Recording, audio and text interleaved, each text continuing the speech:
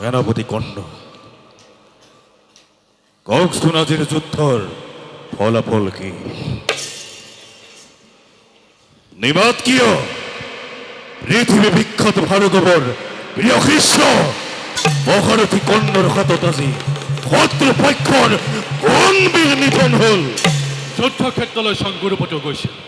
তথাপিও মই সেনাপতিৰ পৰা জানিব বিচাৰো, আজিৰ যুদ্ধত পাণ্ডৱৰ অনেক সৈন্য নিধন হোৱা বোধ হয় মহাৰাজে স্বচক্ষে দৰ্শন কৰিছে। আৰু কৌৰৱৰ আংশিক ক্ষতি অৱশ্যে গৌৰৱ পক্ষত গৈছে।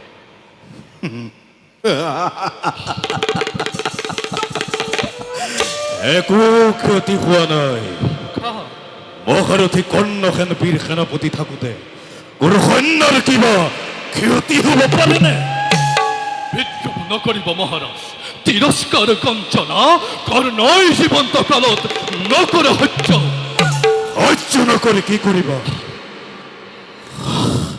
শক্তিহীন শক্তিহীন বীৰক কোনেও পূজা নকৰে।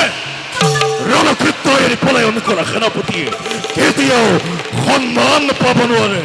মহাৰাজ কাৰ্যক্ষেত্ৰত বীৰত্বৰ পৰিচয় নিদিলে বাক্যৰ দ্বাৰা বীৰত্ব প্ৰকাশ নাপায় অংগৰাজ।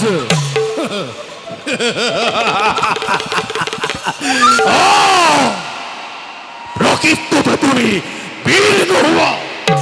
আজি তুমি ক্ৰোধৰ বশৱৰ্তী হৈ মোৰ বীৰত্বক স্বীকাৰ নকৰিব পাৰা, কিন্তু জগতৰ সকলোৰে আনকি ক্ষত্ৰিয় কলন্তক ভৃগুৰামেও মহাৰথী কৰ্ণৰ বীৰত্বক শতবাৰ প্ৰশংসা কৰি গৈছে।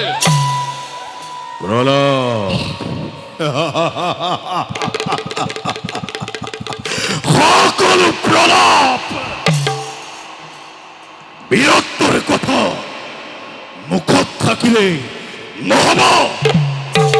বীৰৰ সহ্য কথা গ্ৰন্থকাৰৰ গ্ৰন্থত লিপিবদ্ধ থাকিলে নহব। কাৰ্যক্ষেত্ৰত বীৰত্বৰ চিনাকি নিদিলে নিজৰ আত্মগৌৰৱ কৰিবলৈ যোৱাটো অনৰ্থক।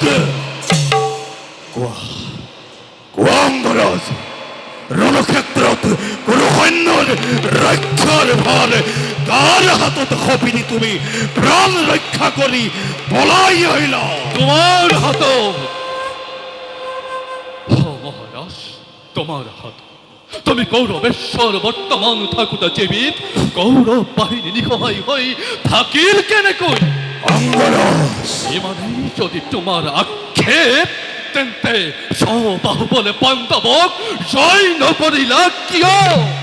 অংগৰাজ, মই পূৰ্বেই কৈছো, সাৰথি নিপুণ নহলে ত্ৰিলোক বিজেতা ৰথীয়েও অকলে একো কৰিব নোৱাৰে। পাৰ্থৰ ৰথত যদি সুদক্ষ সাৰথী শ্ৰীকৃষ্ণ নাথাকিলেহেঁতেন পাৰ্থৰ কি শক্তি আছে যে নিৰাপদে তই লাভ কৰিব পাৰে?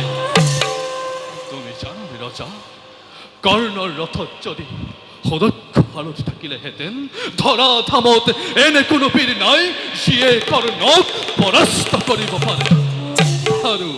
আৰু তুমি এনে যোগ্য সাৰথি দিবলৈ অপাৰগ।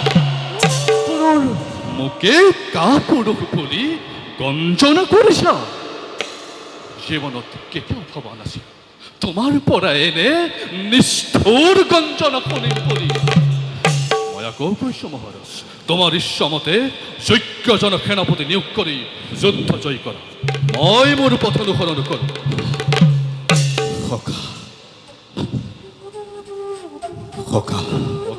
তুমি উপযুক্ত সাৰথীৰ অভাৱত যুদ্ধত জয়যুক্ত হ'ব পৰা নাই, এই কথা মই পূৰ্বে জনা নাছিল। এতিয়া জানিব পাৰিছো যেতিয়া নিশ্চয় অসখা নিশ্চয় তাৰ ব্যৱস্থা কৰে। বাৰু কোৱাচোন সখা, আমাৰ পক্ষত কোন এনে নিপুণ সাৰথী আছে যাৰ সাৰথ্যত তুমি সন্তুষ্ট হ'ব পাৰিবা? মদ্ৰপতি শল্য। মদ্ৰপতি? মদ্ৰপতি শল্য, যাৰ নিপুণ সাৰথ্যত স্বয়ং ভাৰ্গৱে প্ৰশংসা কৰে। তুমি যদি মদ্ৰপতি শল্যক মোৰ সাৰথ্য হিচাপে নিযুক্ত কৰিব পাৰা তেন্তে কালিলৈ পাণ্ডৱক বন্দী কৰি তোমাৰ শৰণত অৰ্পণ কৰি